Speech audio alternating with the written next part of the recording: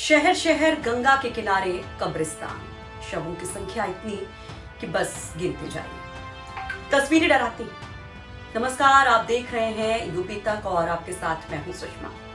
उन्नाव, कन्नौज, कानपुर और रायबरेली के बाद अब संगम नगरी प्रयागराज में भी गंगा नदी के किनारे शवों को रेत में दफनाए जाने की तस्वीरें सामने आ रही हैं।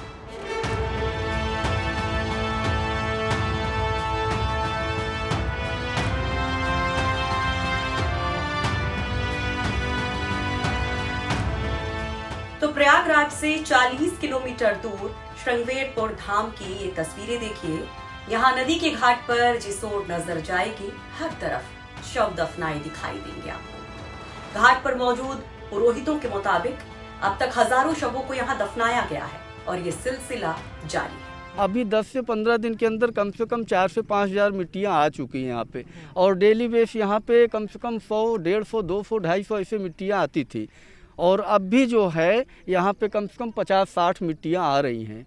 अच्छा, तो क्या जो है इसमें कोविड और नॉन कोविड दोनों हो सकते हैं? दोनों हो सकते हैं, बिल्कुल दोनों आ रही हैं, मिट्टियाँ बराबर आ रही हैं। अभी किसी को इस पे जानकारी नहीं है कि कौन कोविड है। अभी जो बता दिए अपना पैक है उनको अपना जलवा दिए, बाकी ऐसे ही मिट्टी अपना यहाँ पे दाह संस्कार करवा दे रहे हैं। तो फाफामऊ में रेलवे पुल और करजन ब्रिज के आसपास भी पिछले कुछ दिनों में शवों को ऐसे ही दफन करने की तस्वीरें सामने आ रही हैं। ये तस्वीर जो आप देख रहे हैं, ये काफी वायरल हो रही है। ये प्रयागराज का एरियल व्यू बताया जा रहा है। तो अगर ये तस्वीरें हकीकत हैं, तो वजह क्या है? क्यों इस तरह से सैकड़ों हजारों शव नदी के किनारे दफनाए जा रहे हैं, वो भी बस रेत से? हमने कुछ लोगों से इसकी वजह जानने की कोशिश की, तो लोगों ने मुफलिसी को वजह बताया। लोगों का कहना है कि अंतिम संस्कार भी इस कोरोना काल में महंगा हो गया है। दफनाया ये जा रहा है जी, इस वास्ते कोई देने काबिल नहीं। गरीब आदमी यहाँ लाश को लेके आया है। जलाने वाले कोई कहता है 5,000, कोई कहता है 6,000। अब जिसकी कीमत 1,500-1,000 रुपये थी यार कुछ महीने पहले, वो चीज़ ऐसा किया जा रहा है। यहाँ आग देने वाले जिसको 20-30 रुपये का काम था, वो 100-100 रुपये मांग रहे हैं। सब ज़बरदस्ती दमंगई है। हम गरीब आदमी वहाँ से लेके चले आए हैं, कुछ है नहीं, लाश को लाए हैं तो हमें तो करना ही पड़ेगा यही जी। अब क्या करें, यही समस्याएं चल रही हैं।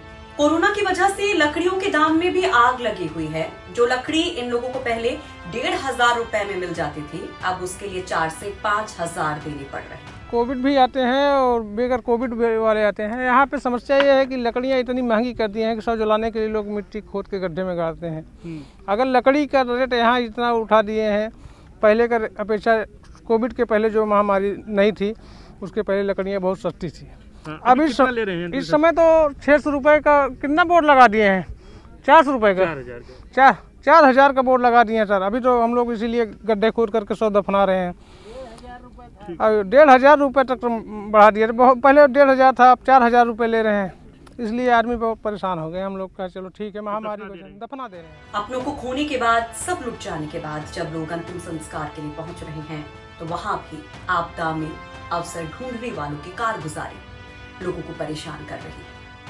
और लोग मानते हैं कि ऐसे शवों को रेत में दफन करना गलत है, लेकिन इसे खुद की मजबूरी बताते हैं। समस्या किसी चीज़ की नहीं है, समस्या बनाया गया है भाई साहब। जो है लोग पैसा कमाने के लिए सब जो है ब्लैकिंग कर रहे हैं, और लोग जिसको ज़रूरी है, मजबूरी है, जिसके पास पैसा है वो तो अपना खरीद ले रहा है, जिसके पास इतना नहीं वो अपना दफन कर दे रहा है।